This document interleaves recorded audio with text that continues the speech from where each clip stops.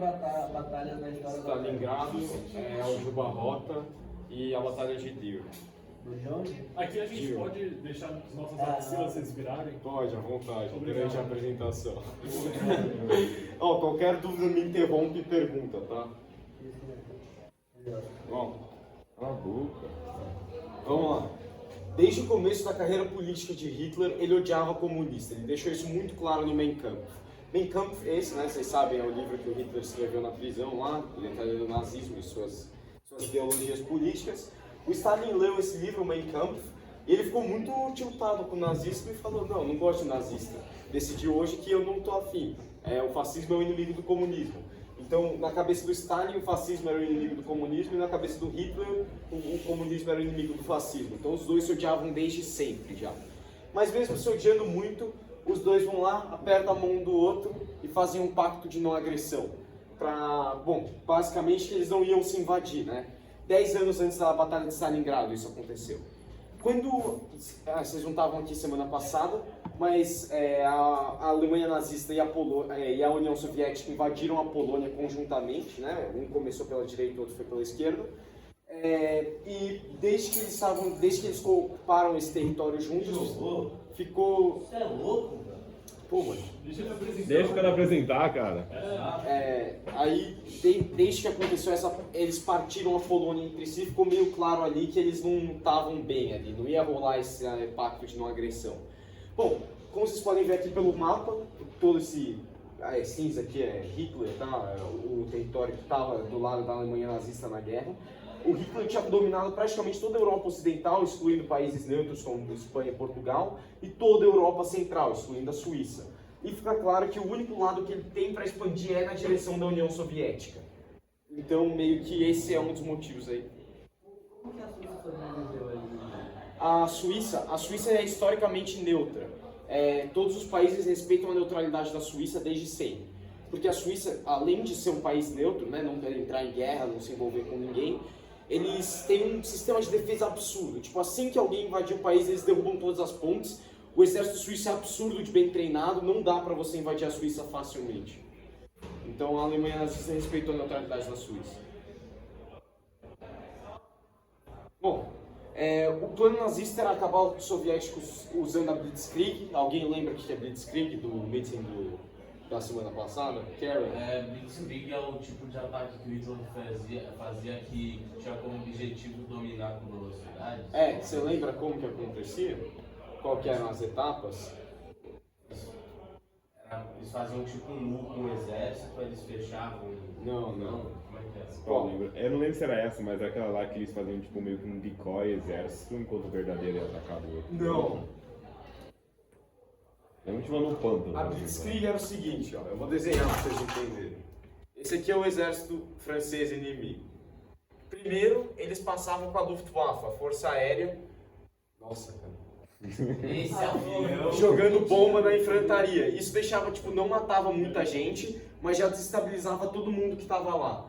Depois que ele era explodido, chegava a linha dos tanques Panzers, que eram os tanques alemães, e atropelavam ele. E aí depois, para piorar, chegava aqui um soldado, né, infantaria, largava a bala nele, entendeu? Era tipo um tri-ataque, né? Então primeiro vinha a Luftwaffe, que era a força aérea, depois vinha os tanques e depois vinha a infantaria junto com as peças de artilharia, cara.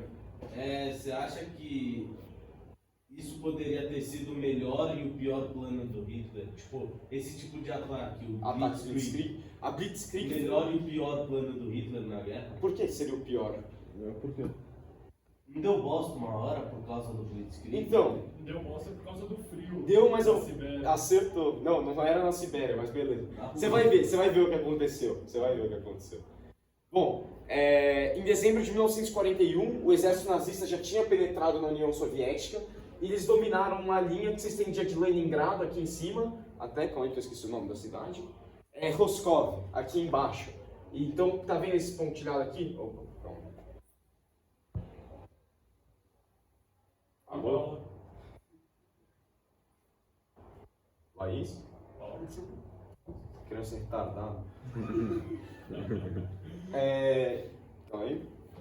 Bom, e até o momento, né, quando eles dominaram de Leningrado a Rostov, o Exército Vermelho já tinha perdido 2 milhões de soldados e eles não conseguiram matar praticamente nenhum nazista. E pela primavera fica claro que os nazistas não vão conseguir derrotar a Rússia, como eles planejaram em 6 a 8 semanas, tão rapidamente quanto foi derrotar a França e derrotar a Polônia e outros países menores.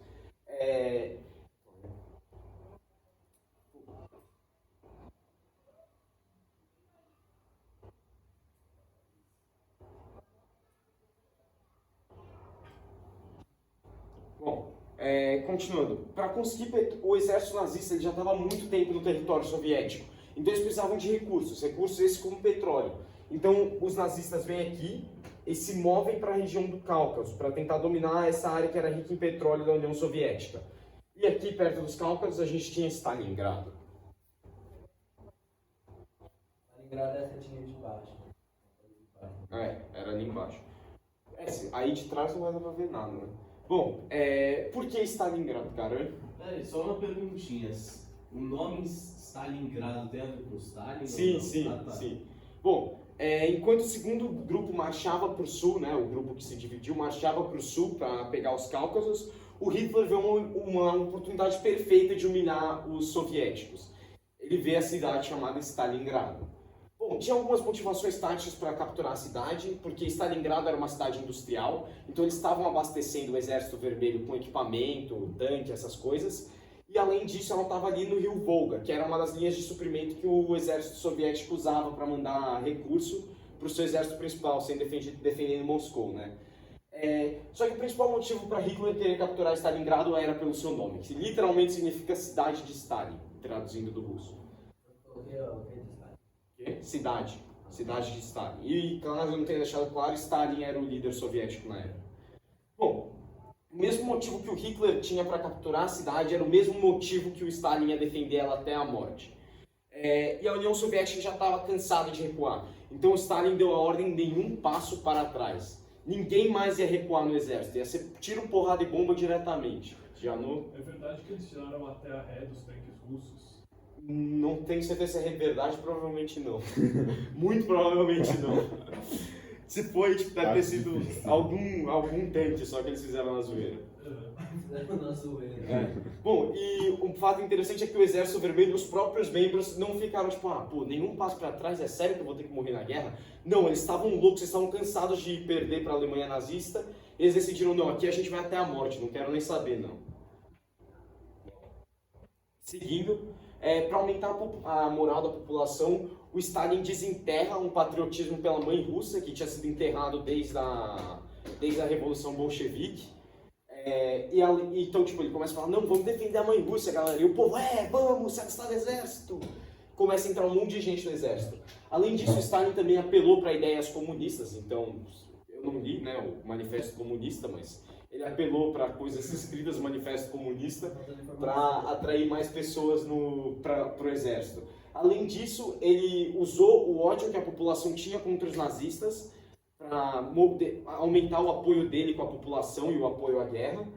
E todo mundo sabia que, tipo, nesse período, né, no verão de 1942, os soviéticos já tinham conhecimento que os nazistas faziam com os lugares que eles dominavam. Então, eles sabiam que os nazistas pegavam os judeus, né, acabavam com eles, acabavam com a população, praticamente escravizavam eles. Então, os soldados tinham um motivo para realmente lutar, que era defender suas famílias que ainda estavam vivas, mesmo após a guerra. E esse patriotismo foi tão grande que os próprios cidadãos de Stalingrado começaram a cavar trincheiras e posições defensivas para os soviéticos lutarem lá, e eles também começaram a cavar uns fossos, assim, para atrasar o exército nazista, fazer eles perderem tempo. Bom, alguém sabe ao que isso se refere? Alguém? O que é? Eu lembro aquela estratégia que eles ficavam queimando, né? Eles ficavam nas cidades, eles queimavam quando os alemães viessem, eles não iam ter como reabastecer. É isso que foi, cara. Acho que também tem a ver com armamento. O armamento? Porque você não puder aproveitar. Então, tipo, eles queimavam suprimentos, munição, comida, botas, roupas, tudo que o exército ia precisar para se manter na Rússia. Isso deixou o exército nazista desabastecido. Então, foi uma tática muito boa. Então, tipo, eles iam perdendo território, mas eles iam tacando fogo. Então os nazistas capturavam, mas eles não capturavam nada. Pergunta meio nada a ver, mas tipo, eles fizeram a mesma coisa com o Napoleão antes? Sim, não sim, é? mais ou menos isso. Tá. Só que com Napoleão, vai ter um dia só sobre Napoleão, porque eu acho a história dele muito legal, como ele perdeu. Mas basicamente o que salvou a Rússia foi o inverno.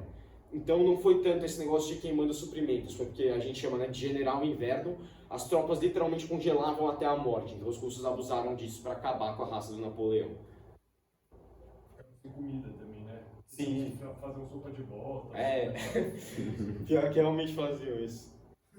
Bom, Tinha até canibalismo. Isso infelizmente tinha em algumas divisões, como vocês vão ver. Teve um período bem punk para os nazistas em Stalingrado. Bom, as tropas soviéticas estavam todas em posição para defender Stalingrado, então elas estavam posicionadas ali, com os rifles preparadas, não pode vir nazista que eu te largo a bala. Só que, para surpresa de todo mundo, em 23 de agosto de 1942, eles estavam esperando que os nazistas fossem bombardear a cidade com a artilharia deles, mas do nada o céu da cidade fica preto, lotado por aviões da Luftwaffe. Os alemães tinham uma superioridade aérea, tipo, não era nem disputada, porque os aviões da União Soviética eram muito inferior, estavam anos atrás dos aviões nazistas, e os bombardeiros livremente nivelaram a cidade, assim, destruíram tudo, bombardearam absolutamente tudo.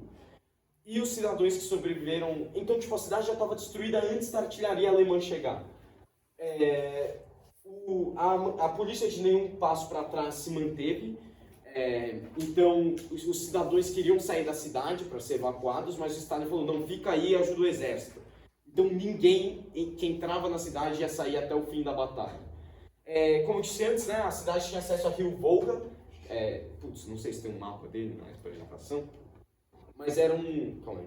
Desenho. Não vou desenhar um rio, né? Você sabe como é um rio.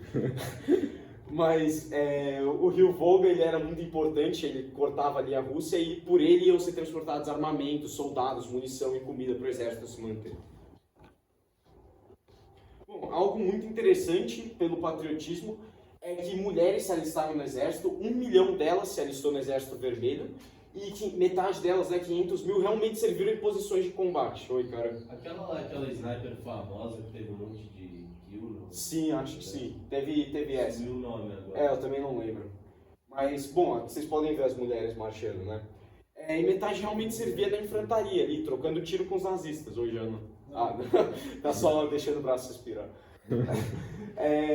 E algo bizarro do Exército Vermelho é que as enfermeiras elas iam no meio da batalha buscar soldado. Então elas não esperavam os soldados levarem os amigos feridos. Elas iam no meio do campo de batalha e começavam a arrastar o cara que estava sangrando até um lugar mais seguro. Isso, tipo, muito bem diferenciado. E isso surpreendeu muitos nazistas, porque eles falavam, o quê? Como que as mulheres estão matando a gente? Que isso? Como a gente está perdendo? E isso, tipo, deixou os nazistas loucos. Bom, o avanço continua e em agosto os nazistas alcançaram os subúrbios de Rykov, que era uma cidade vizinha, próxima, vocês vão ver depois do mapinha, e isso infla muito a confiança dos nazistas. E eles acreditam que eles vão conquistar Stalingrado em 1 ou 2 semanas. E aí o Stalin chega para os generais, né, ele vê que os nazistas estão avançando livremente, ele vira e fala, que palavra censurada vocês estão fazendo? O que está acontecendo com o exército? Por que a gente não ganha um território? E isso fez com que ele... Bom, depois eu vou explicar, mas ele meio que trocou o general no comando.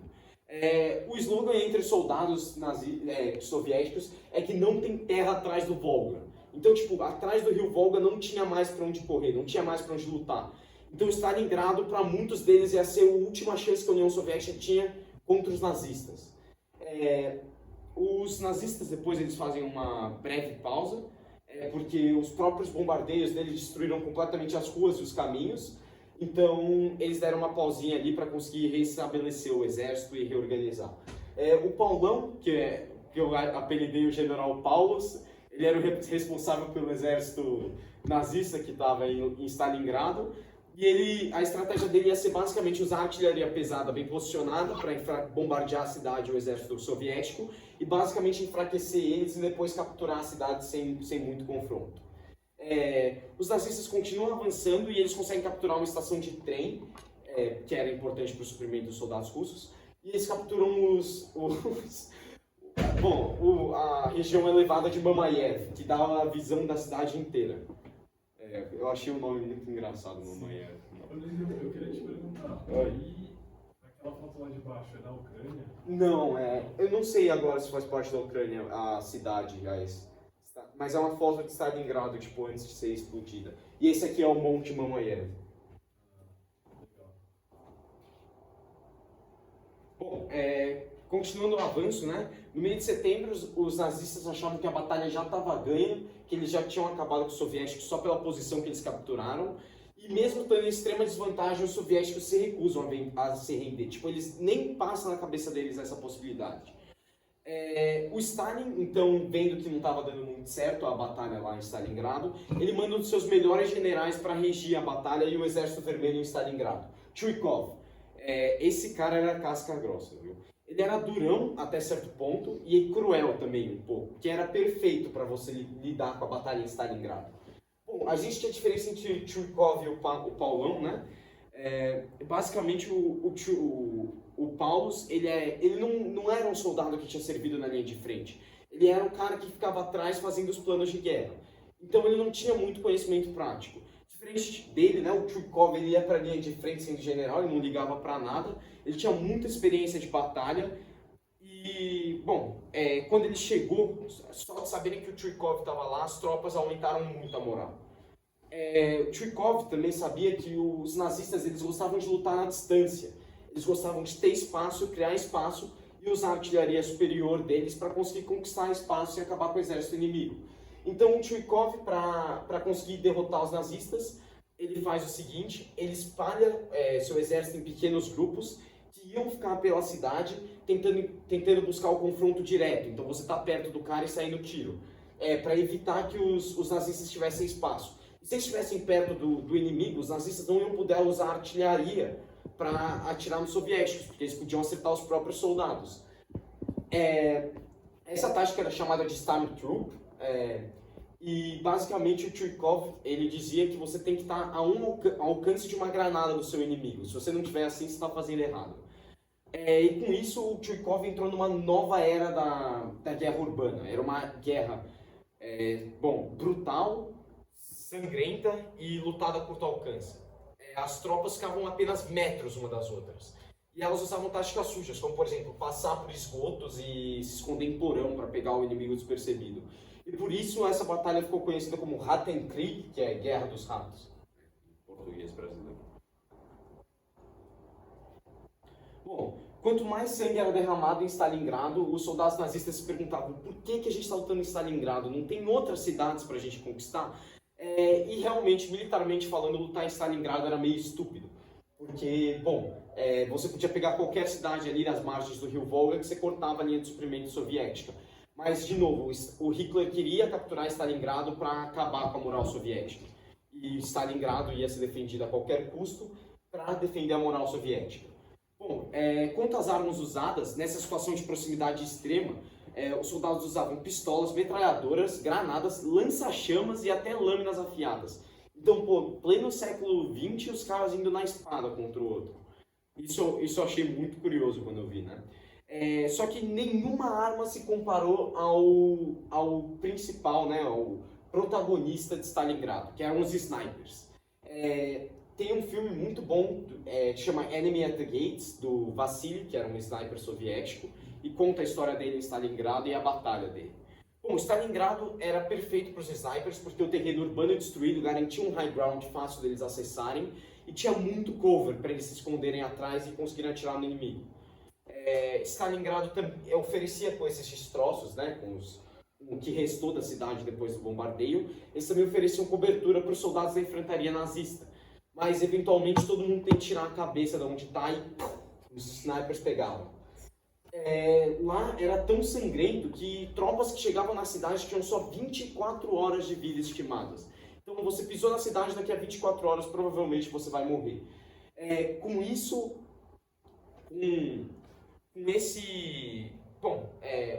tinha meio que a tática do Chuikov era ficar jogando muita gente para cima dos nazistas. E, basicamente eles saíram com a metralhadora pegando todos eles, mas não adiantava. Mesmo assim, eles não conseguiam penetrar a defesa soviética porque só haviam mais hordas de soldado. Isso retardou o avanço nazista, eles não conseguiram avançar tanto, e os soviéticos continuavam com a política de não nos renderemos, vamos aqui até a morte. Mas depois de um tempo ficou claro que só o heroísmo das tropas não seria o suficiente e que em outubro, né, que os nazistas começaram a capturar bastante a cidade, perceberam que tipo, eles estavam tentando evitar o inevitável. E aos poucos os alemães iam avançando cada vez mais. Bom, os alemães estavam avançando até que chegou o inverno. Isso aqui é um mapa de como estava, né? O vermelho é o que os nazistas capturavam. E eles já tinham capturado mais ou menos 90% das cidades e os soviéticos estavam restringidos só aqui, ó. Então tinha pouca tropa soviética lá e tinha um pouco espaço. Então, como a batalha já estava praticamente ganha, os nazistas começaram a avançar cada vez mais devagar, mais cautelosamente, até que o general Inverno agiu, né? Chegou o inverno, bom, eu não vou nem explicar o título, e os alemães, como eles estavam sem equipamentos, primeiro que o inverno soviético fazia menos 30 graus, então com roupa normal você não ia sobreviver lá. Os alemães também estavam ficando sem equipamento, sem as roupas adequadas para lidar com o inverno, porque os soviéticos queimaram tudo. E o exército alemão estava mal abastecido. Logisticamente era muito difícil você mandar suprimentos para Stalingrado. E os soviéticos, o Stalin e suas tropas, eles estavam organizando um contra-ataque final para conseguir resistir, acabar de vez com os nazistas em Stalingrado. E então eles pedem para o Chuikov aguentar só mais um pouquinho que a ajuda vai chegar. Então, com o inverno, com o clima favorável, as poucas tropas em Stalingrado conseguiram segurar a divisão nazista que estava atacando. Bom, o contra-ataque vinha com direito a tanque, avião, artilharia pesada e pegou os nazistas de surpresa. Mais de 1 milhão de tropas soviéticas se moveram para os flancos nazistas sem ninguém perceber. Os alemães, pela primeira vez na guerra, estavam sendo empurrados para trás. O nome desse contra-ataque era Operação Oran. E, bom, foi planejado pelo líder soviético Zhukov, e esse ataque moveu, como eu disse, mais de 1 milhão de soldados pela Rússia sem levantar suspeita do lado dos nazistas do que estava acontecendo.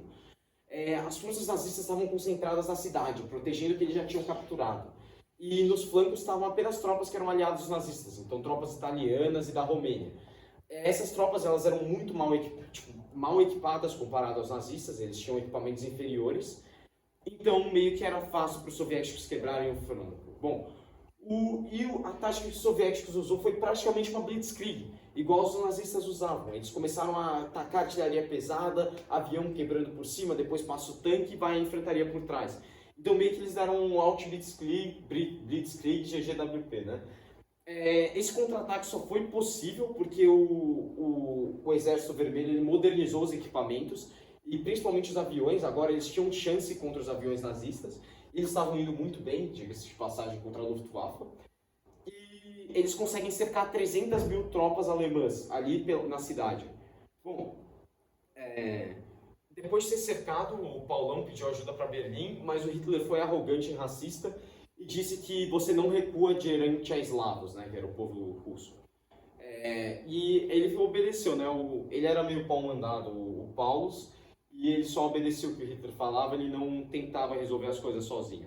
Em novembro fica claro que os nazistas estão condenados, porque eles não tinham suprimento, não tinha como você enviar suprimento para eles, porque eles estavam completamente cercados. Então o Hitler tem uma estratégia genial, que vamos entregar os suprimentos por avião para eles, vai dar muito certo isso. E basicamente, por que isso não deu certo? As tropas que estavam em Stalingrado precisavam de mais ou menos 800 toneladas de comida para passar um dia, e a Luftwaffe, usando todos os aviões, só conseguia entregar 15 toneladas de comida por dia. Então não ia dar muito certo. Mas mesmo assim, o Hitler tenta suprir, né, as tropas, mas os soviéticos estavam espertos e eles já tinham aviões no céu que derrubaram os aviões que iam entregar os suprimentos. E de novo, que vocês não estavam aqui semana passada, a Luftwaffe perdeu.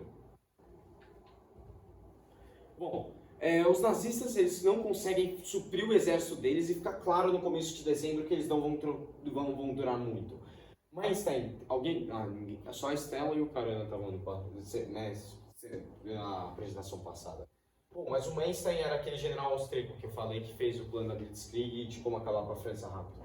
O Manstein ele tenta quebrar o cerco de fora para dentro, porque ele estava com uma tropa nos Cáucasos, mas o exército dele não é numeroso o suficiente. E e basicamente não funciona a tentativa deles de quebrar o cerco. Os soldados do Paulo estavam começando a morrer congelados. Ele de novo pede para Hitler a permissão para se render e é negada. Bom, no dia seguinte que o Paulus queria se render, o Hitler promoveu ele a... qual que é o nome mesmo? Field Marshal. E um Field Marshal era tipo um título muito honrado para as tropas da Alemanha. E um Field Marshal nunca tinha se rendido antes. Então ele esperava que o Paulus fosse lutar até o fim por causa disso. E na carta que ele promovia o Paulus para Field Marshal, ele disse pro Paulus assim: não, eu tenho uma ideia genial, por que você só não se mata? E o Paulus, ele era cristão, então ele era contra o suicídio. No Natal, os nazistas ofereceram, né, falaram para os alemães: olha, se vocês querem se render, a gente está aceitando. E os nazistas recusaram a proposta de rendição. E no dia 31 de janeiro, Paulus obedece Hitler e 90 mil tropas se rendem ao exército soviético. É importante ressaltar, dia 31 de janeiro era aniversário do Chuikov, por coincidência. E dessas 91 mil tropas que se renderam, só 5 mil voltaram para a Alemanha no final da guerra. Então, os campos de prisão soviéticos eram bem pesados.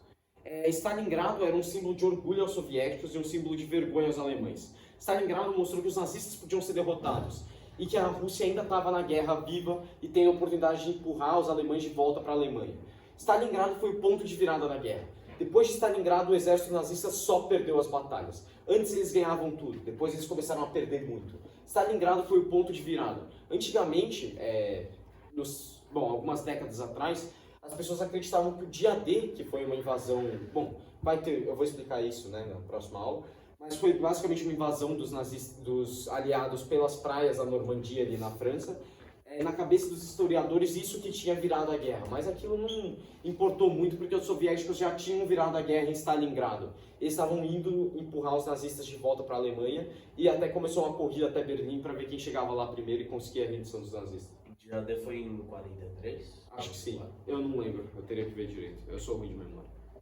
Bom, o saldo da batalha, a Alemanha perdeu 868.334 soldados. Essa é uma estimativa, meio que o máximo ali. Mas, bom, foi mais ou menos esse número que eu achei. E a União Soviética perdeu 1.129.619 soldados. Bom, mesmo parecendo que os alemães, né, mataram mais soldados, eles ainda assim perderam a batalha, né? Então, matar mais gente não significa que você ganhou a guerra. Bom, e foi isso. Obrigado por assistir. Vamos fazer nosso mapa mental agora? Bom dia,